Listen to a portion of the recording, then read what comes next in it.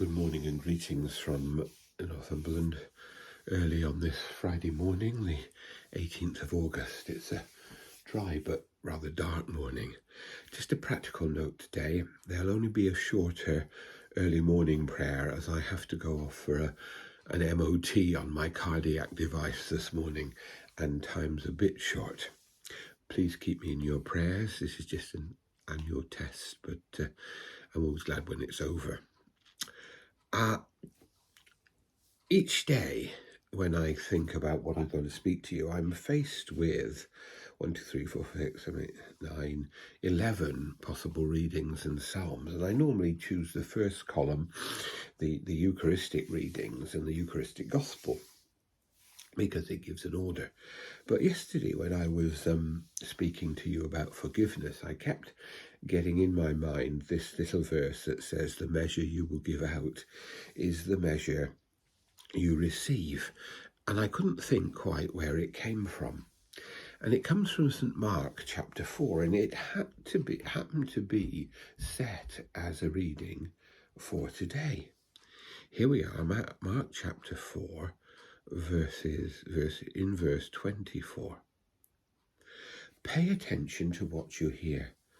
The measure you will give will be the measure you get, and still more will be given to you. Yesterday I was talking about forgiveness and saying we are forgiven and therefore we are called to forgive. It's a virtuous circle. God forgives us and then we can forgive others. And if that circle isn't complete, the forgiveness we receive is in a way not complete. But there's also another way to look at it. And this is what Jesus is saying here. Your generosity shows how much you have the capacity to receive generosity. So we can start a virtuous circle, both on a human level, by being generous and kind and open, but also cosmically.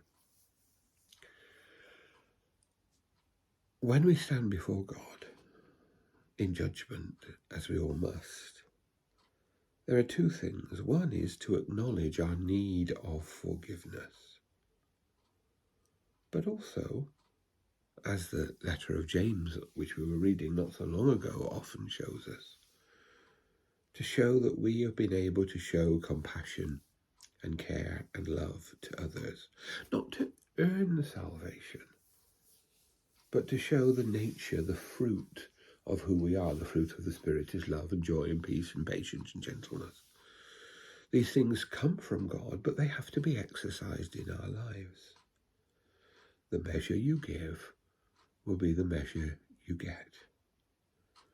Open-hearted, open-handed, loving, and not self-absorbed is what God wants us to be.